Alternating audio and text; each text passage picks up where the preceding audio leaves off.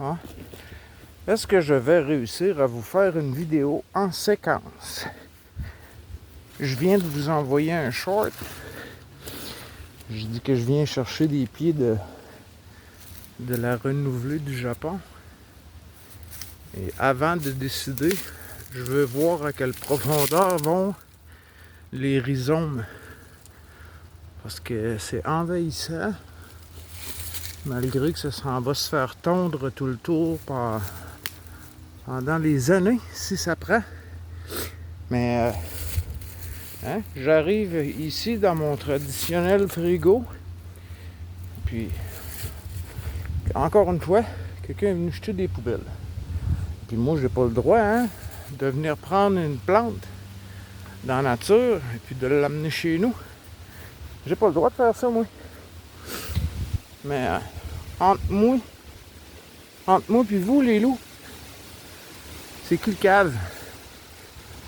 Et puis là, avec toute ma belle volonté et mon amour, je commence à creuser pour trouver la profondeur du rhizome sans le briser. Et puis là, je creuse, je tombe sur une racine. Ah, je vérifie avec mes mains avant d'avancer. C'est pas par chez vous, les loups, là. Mais au Québec, des racines, d'habitude, il n'y a rien d'écrit dessus.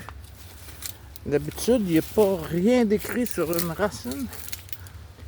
Fait que j'en conclus que c'est une courroie d'alternateur. Quelque chose comme ça, là. Hein? Moi, je m'en viens violer et voler une mère nature. Pour la propager un petit peu plus loin. C'est qui le cave? C'est moi qui m'appelle qui va avoir le biais d'infraction. C'est pas la personne qui quitte avec sa boîte de camions débarrassés qui va se faire prendre une étiquette. Un billet. C'est qui va le recevoir? Le petit loup avec ses bottes en caoutchouc. Mais appelle, puis une plante dans les mains. Oh. Bon. Puis là, je sais pas si vous le savez, je vous l'ai dit qu'on a un temps qui prend. Un été qui prend pas, il pleut. Même si on a eu notre canicule, nous autres aussi. Mais là, je peux vous dire. On va vous demander c'est qui les rois dans la forêt cette semaine. Et puis pour un mois. Et fils de mouche. Ouais. Mais ça fait partie de l'amour de la nature. S'il n'y avait pas de mouche pour me voler mon sang, il y a un autre animal qui n'aura pas sa mouche pour déjeuner. Bon. Je vais partager un petit peu de mon sang. Puis, je n'arrêterai pas de venir en forêt, mais le début de l'été, c'est pas la plus belle saison. Les loups, la plus belle saison, c'est août et septembre en Québec. Ma fête, le 6 août, 48 ans le loup. Puis, il fait toujours beau ma fête. Il fait toujours beau. C'est jamais l'hécatombe en tout cas. Puis c'est le début de l'été. C'est les plus belles journées, les plus belles nuits. Les mouches ont fait ce qu'il y avait à faire, puis ils ont pacté leur bagage. Au mois d'août, septembre, en forêt, au Québec, il n'y en a plus de mouches. En tout cas, ça dépend le niveau de tolérance de chacun. Mon Jean-François, il voudrait bien venir avec moi, mais il a eu les mouches pour mourir. J'ai des petits chapeaux avec un filet. Je ne me gêne pas pour le porter. Puis ça ne me dérange pas, j'en ai deux. Mais ça continue de sciller dans les oreilles, même s'il te pique pas. C'est quand même un petit son qu'on se doit d'apprivoiser. Là, ça me coupe l'envie d'insister pour sortir mon loup, l'amener avec moi en forêt.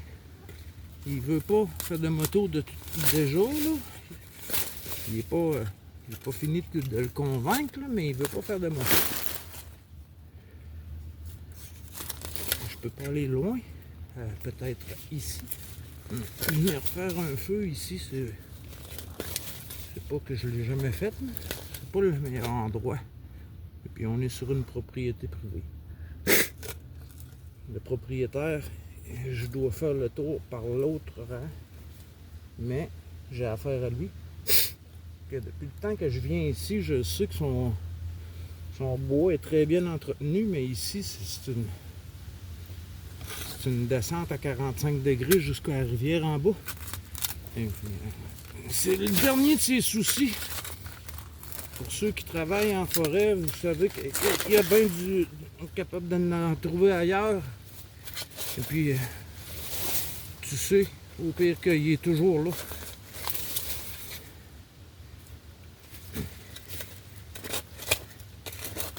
Là, Jacinthe, elle m'a dit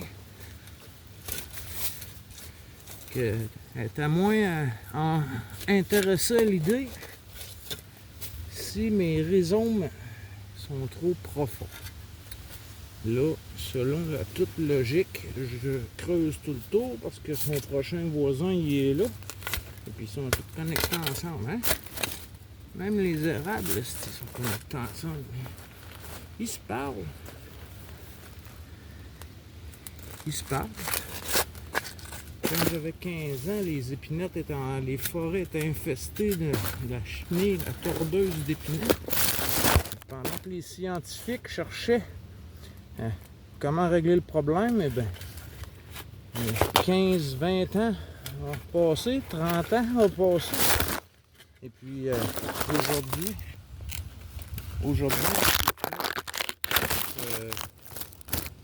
font des graines qui sont immunisées contre la tordeuse. La tordeuse n'est plus. Et puis la mère nature a évolué plus vite que les chercheurs en 30 ans. La mère nature a tout fait ça tout seul. Auto-question. Trop d'épinettes. On va en enlever. Là, on a trop de coyotes. On n'a pas le droit de les tuer. On n'a plus le droit de trapper. Et puis, même si on trappe, il n'y a pas d'argent du tout à faire parce qu'il n'y a plus personne qui veut de fourrure naturelle. Hein? C'est pas mal aux petits animaux. Les autres, ils s'en souviennent pas peut-être que leurs ancêtres ils ont commencé par le début. Je vais finir par le trouver profond, mon rhizome, les loups. J'ai déjà, dans ma demande, j'ai déjà planifié un plan B. Ce serait de l'amener quand même, de l'apporter quand même, puis de le mettre où ce qu'il devrait être, mais dans son sac. Parce que si je laisse un morceau de rhizome ou même une écorce, peut redémarrer une infestation. Et puis là, je viens d'avoir pas mal ma réponse. La racine est à le rhizome est à plus de 30-40 cm de profondeur. Ça commence à être creux.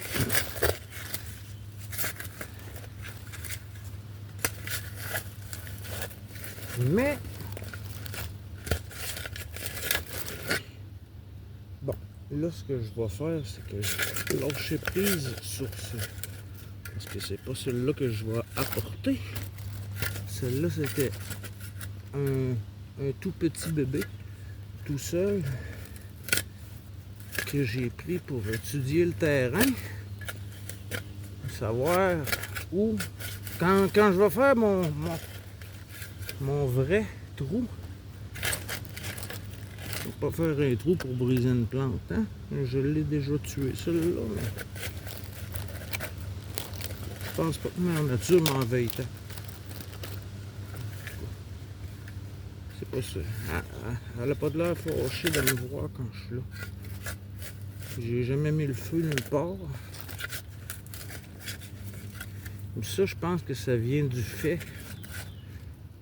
que j'ai toujours joué avec le feu, puis j'ai pas peur du feu. Et puis je me suis fait... j'ai appris très jeune, quand même avec de l'essence, ça fonctionne pas du tout comme dans les films où il y a un trou dans le réservoir d'essence et puis tu lances ton mégot de cigarette, puis le feu dépasse la voiture, puis fait tout exploser. Ça se peut pas. Et puis j'ai déjà fait peur à plusieurs personnes en disant ça, parce que j'avais une cigarette dans le bec, puis que je suis en train de faire le plein de mon scooter, exemple. Là, hein? Je suis avec quelqu'un, hey, tu fumes, hein? Lâche ta cigarette. Plusieurs fois, les loups, plusieurs fois. Et je regarde la personne en pleine gueule. Je prends mon mégot de cigarette et puis je le lance directement dans le réservoir d'essence que j'ai dans les mains. Je vois ces petits réfractaires méconnaissants de le feu ne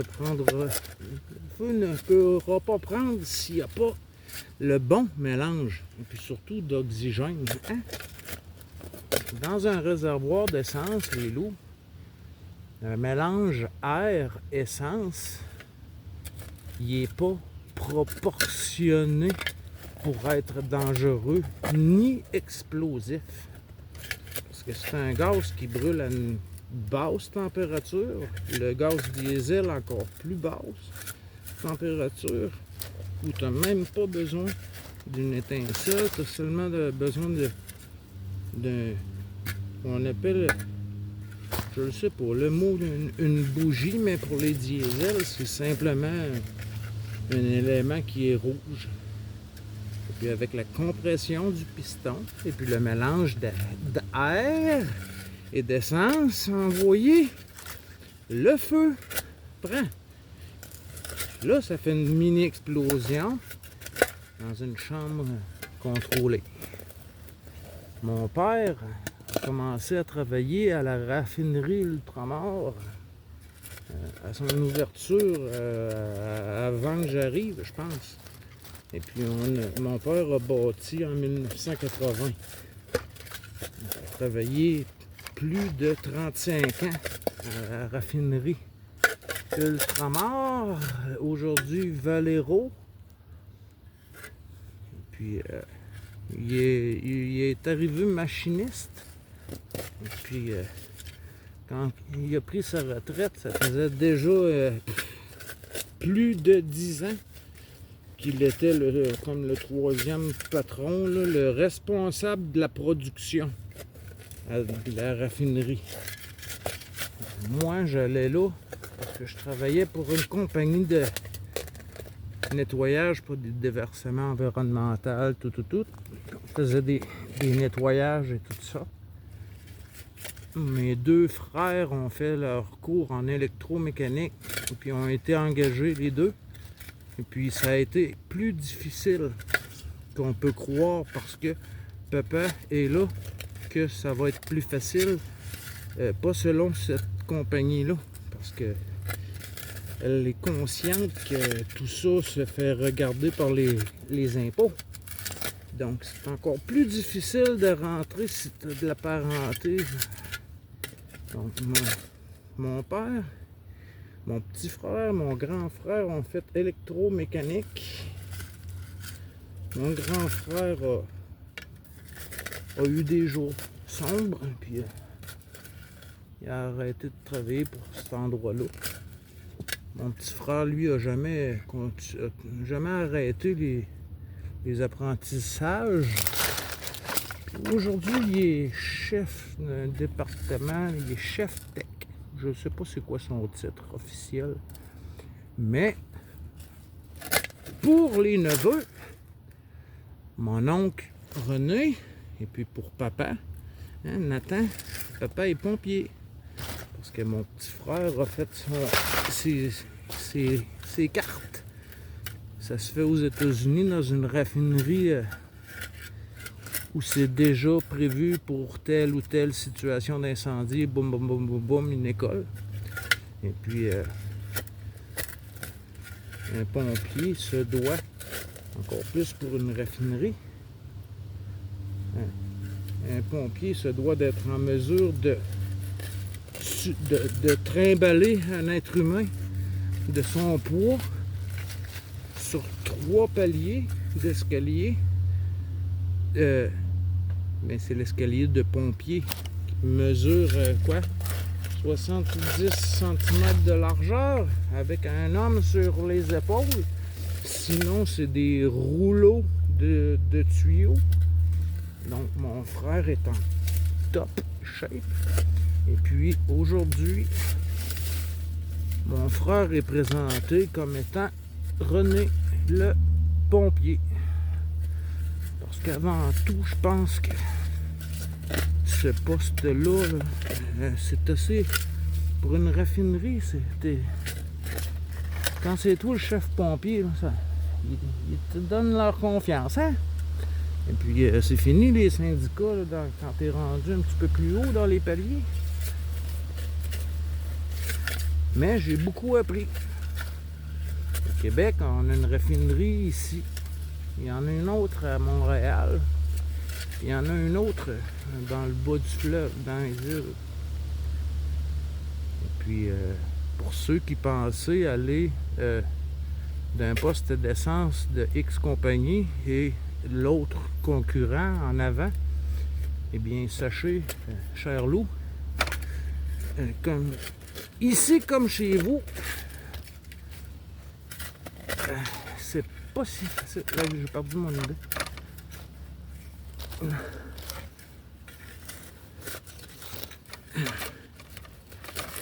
Chef pompier. Chef pompier. C'est un beau poste. Je pense que ça sonne mieux chef pompier que chef tech. Mais il fait les deux. Il travaille toujours. Il y a plusieurs condos. Un condo en Floride, un autre en Alberta. Il y a des blocs à appartements ici. Je pense qu'il y a 3 bâtiments de plusieurs logements ici dans le secteur.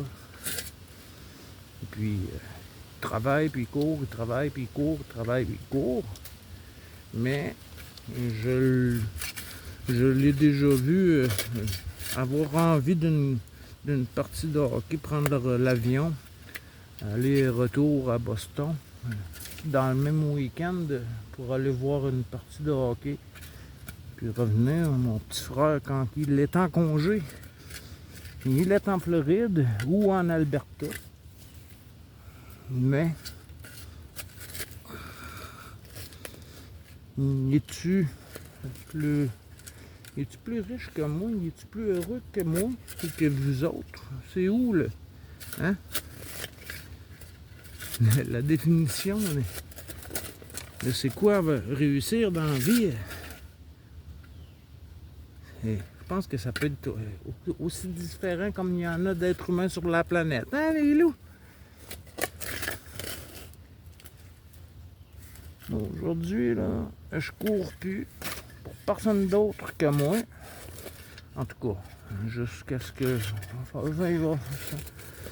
À moins d'un changement qui serait intéressant en lavage haute pression, il va falloir que je retourne un petit peu faire métro, boulot, dodo. Question d'avoir une retraite. Je vous raconterai pas comment j'ai perdu mon fonds de pension parce que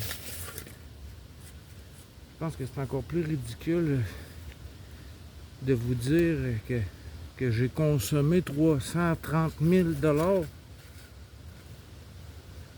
dans mes débuts vingtaine que de vous dire que j'avais une mallette avec 330 000 en billets. Et puis cette mallette était dans le mur, replâtré, repeint. Et puis avec le gros meuble salon, et puis les vieilles télévisions cathodiques qui pesaient une tonne, dans le mur d'une maison où on faisait pousser des plantes potes. J'étais à temps plein. Je ne sortais même pas de là. Et puis un soir, le chef d'équipe, il est venu me chercher. Il dit, t'embarques-tu ou tu t'en vas en prison? Ils s'en viennent. Il me dit, embarque, je m'en vais. J'essaie de dire ce que je vous explique. Mais lui, juste en équipement, en matériel pour faire pousser tout ça, ces plantes-là, il en avait plusieurs centaines de milliers de dollars lui aussi. Pour qu'il l'abandonne comme ça en me disant, viens-tu ou reste ici? J'ai pas eu le temps de tasser la grosse télévision puis le gros meuble, puis j'ai pas eu le temps de donner des coups de pied dans le mur et puis de ramasser la mallette. Puis le lendemain matin, avant le soleil, nous étions dans le boisé plus loin en face. Et puis la sécurité, la police, puis les gros camions, ça déménageait à plein rythme. Et puis après ça, ça a été clôturé une dizaine de jours. Le temps qu'ils essaient de nous relier à des groupes de motards, de trouver des noms, de trouver du monde. Parce que dans ces années-là, même un crime qui était sans violence, ils prennent pas les empreintes digitales. Même s'il y avait pour plus d'1 million de dollars de plantes. Et puis, si on faisait 10 000 $ par semaine,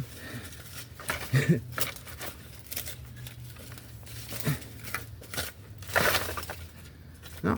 Fait que, ils n'ont jamais rien trouvé. Et puis, dans leur grand ménage, je suis plus que persuadé que le dernier de leurs soucis était la grosse télévision puis le meuble du salon. Avec un sous-sol et puis le premier étage rempli. Même moi, j'avais de la misère à me faufiler. La salle de bain n'existait plus. C'était une porte qui avait l'air d'un garde-robe dans le salon. C'était ma douche. Et puis le bain servait pour réchauffer l'air qu'on poussait dans toutes des tablettes de moustiquaires installées pour faire sécher les plantes. Et puis, je vous dis ça drette de même devant toute la planète Terre. Et puis, je suis plus que persuadé que ben des policiers peuvent être abonnés. Mais je suis bien curieux de savoir s'il est capable de savoir si je pète de la broue, si ce que je raconte est vrai. Parce que là, on recule de 20 ans, de 25 ans. Et s'ils m'ont pas pogné dans ce temps-là, il est trop tard. Mais peut-être que ce que je vous raconte, c'est pas vrai.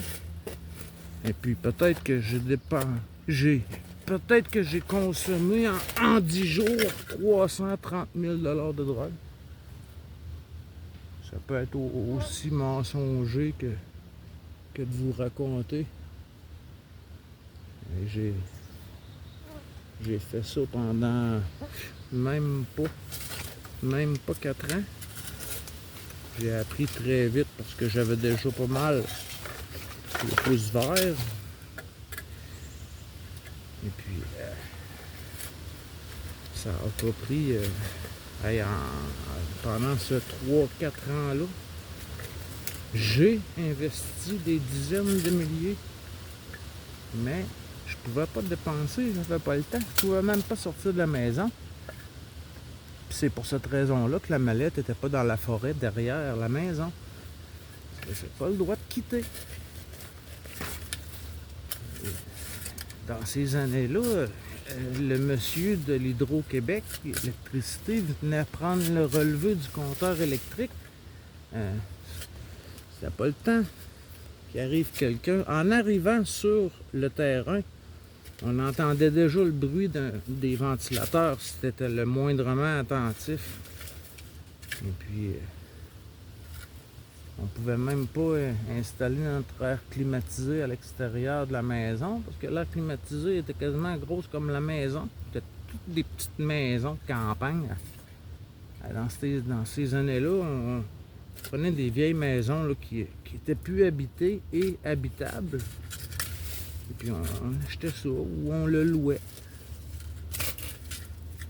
Et puis on faisait ce qu'on avait à faire. Puis en moins d'un an, on avait changé d'endroit.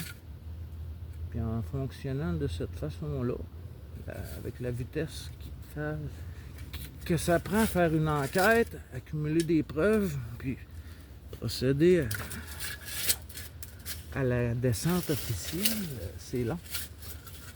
Et puis pendant qu'ils cherchent à nous trouver, ben, on est déjà parti. Et puis en 3 ans et demi,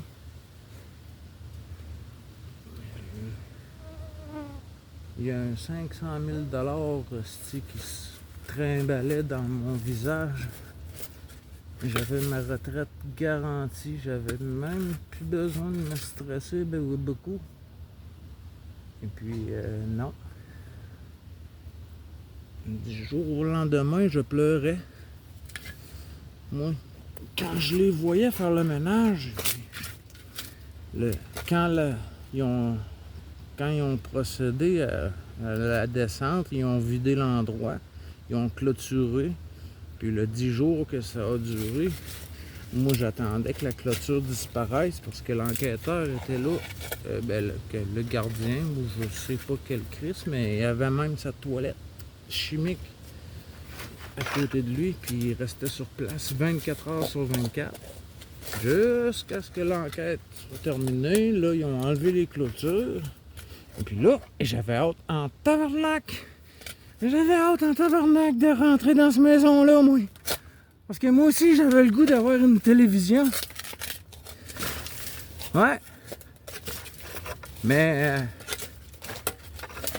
alors, ils ont défait les clôtures. Et puis, quand il m'est venu le temps de procéder, eh bien, il y avait déjà un bulldozer qui était en train de mettre la maison en entier par terre. Et puis dans la même journée, elle a été ramassée dans des conteneurs. Puis je suis certain, persuadé, pour en avoir pleuré des larmes, je suis persuadé que ni la police, ni les contracteurs qui ont travaillé sur le terrain avant ou après, cette mallette en entier a passé dans une pelletée un petit peu plus grande que celle que j'ai dans les mains. Hein, les loups? Je suis encore dans le même trou, presque. Je vais pas vite, je veux pas blesser. Puis ça donne que j'ai de la jasette, hein? Vous connaissez votre petit loup, là? On va vous rencontrer. On va vous en raconter. J'en ai des histoires.